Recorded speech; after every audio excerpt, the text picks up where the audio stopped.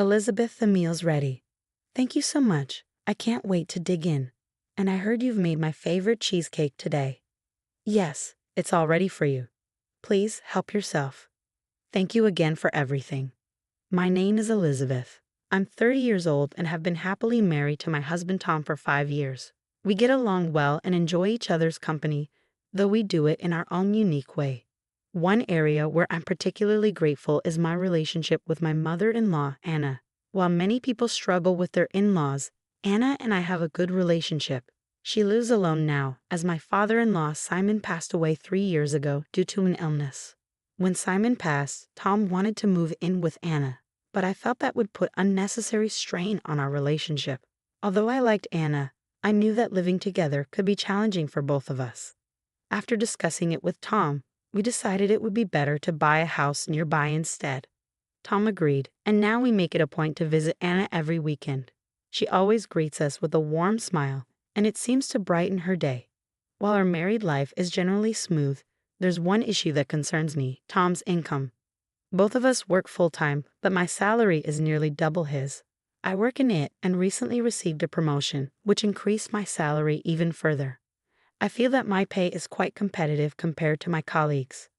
On the other hand, Tom works for a small company with less impressive performance, which results in a lower salary. Although Tom is frugal and doesn't spend much, I worry about our financial situation, especially when thinking about starting a family in the future. Tom works incredibly hard, making it difficult to discuss these concerns with him. To support our family finances better, I'm aiming for further promotions and additional responsibility at work. One evening, after finishing work earlier than usual, I arrived home and unlocked the door. I overheard Tom talking on the phone one evening. I usually avoid eavesdropping, but something about the conversation made me feel uneasy. I tried to be discreet as I listened in. From what I could gather, Tom was saying, "Don't worry, Elizabeth doesn't know. I've checked my savings, and there's quite a bit saved up now. Things are going well with the person you introduced me to, Mom. I just need to decide when to ask her for a divorce." My heart sank. Savings? Divorce? What was Tom talking about, and who was this person he mentioned? I could only guess that the person on the other end of the line was likely Anna. What were they planning? Feeling overwhelmed, I quietly left the house and went to a nearby cafe to collect my thoughts.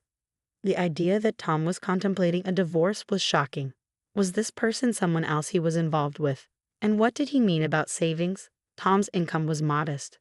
How could he have so much saved up? My mind was racing with questions.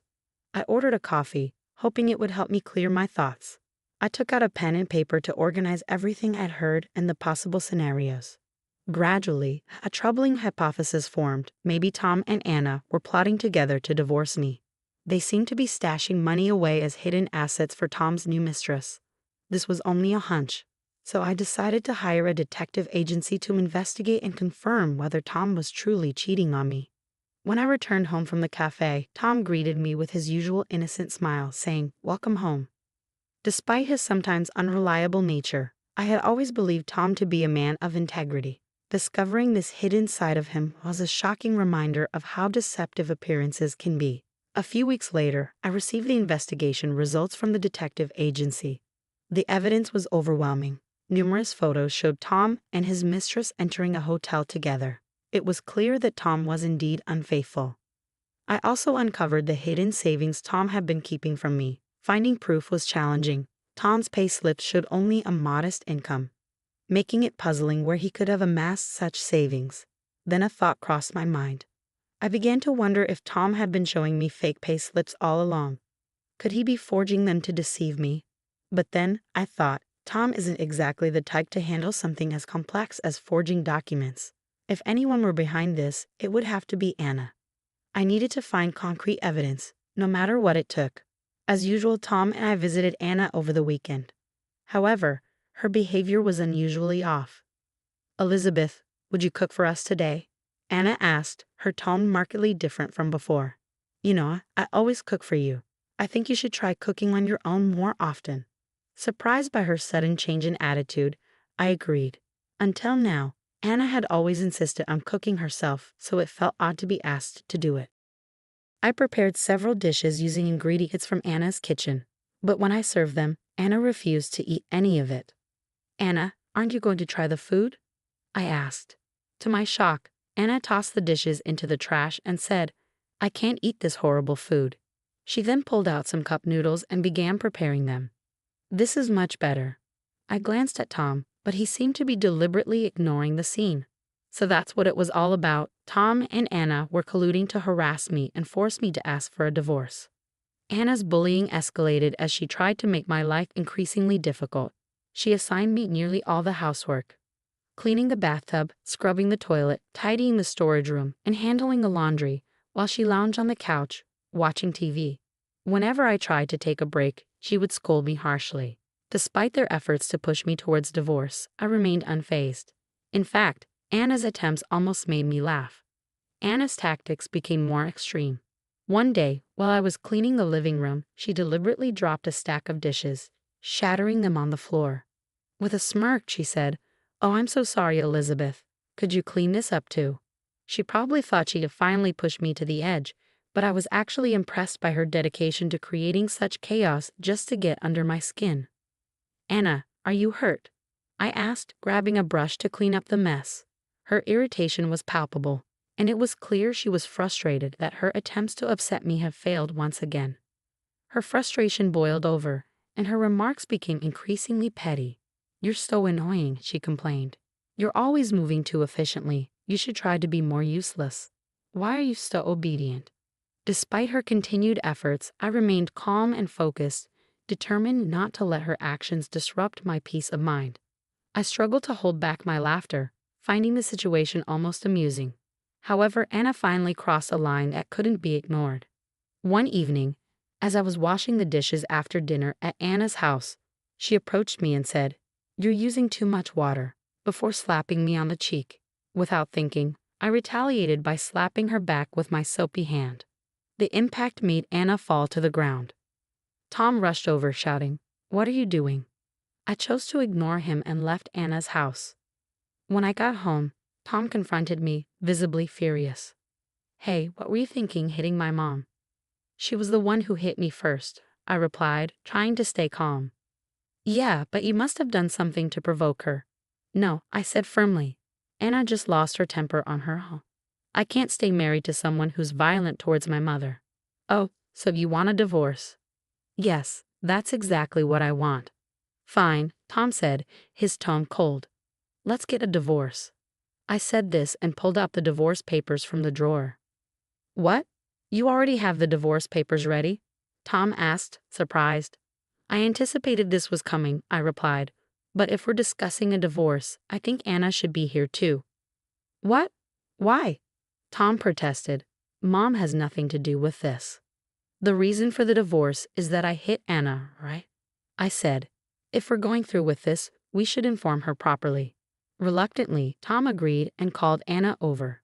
A little while later, Anna arrived, glaring at me while holding her red cheeks.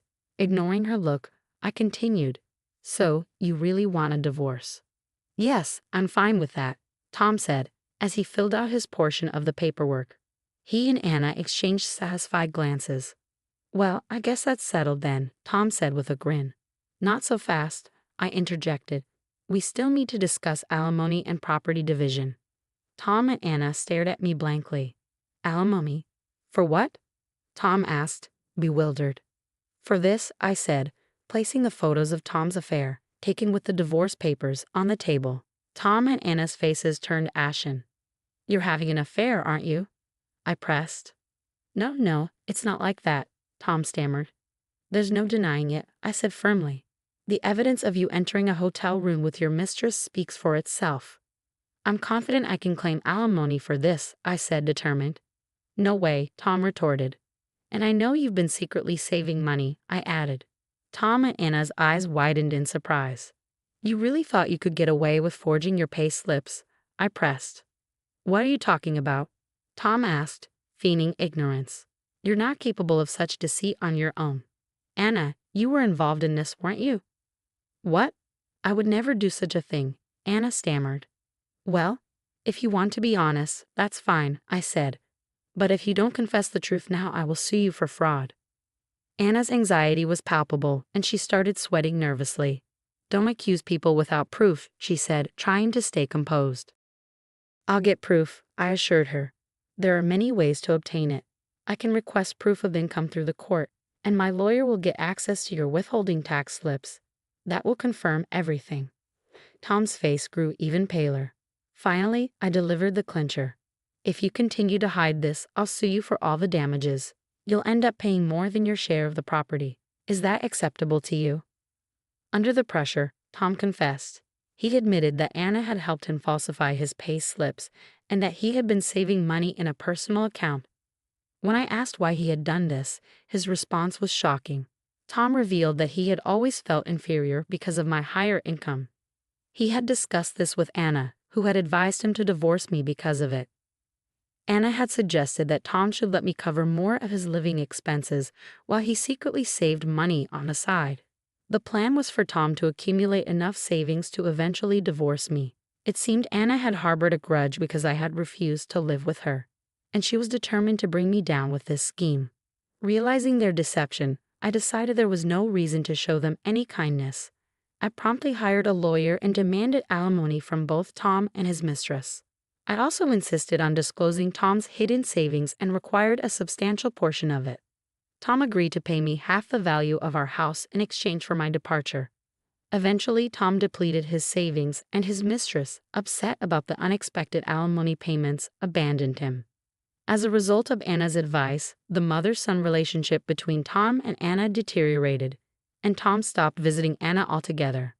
I also informed their neighbors about the scandal, leading to Anna becoming isolated and viewed negatively by the community. Additionally, I reported Tom's affair to his workplace. Since it's a small company with only a few employees, Tom faced significant embarrassment and was ostracized by his colleagues. Seeing them face the consequences of their actions was truly satisfying. Meanwhile, I embraced my new life as a single woman. I bought a luxurious tower condo and am enjoying the comfort and space. Recently, I also started a new relationship and am looking forward to enjoying my love life. Thank you for watching until the end. Please subscribe to our channel, and I'll see you in the next video.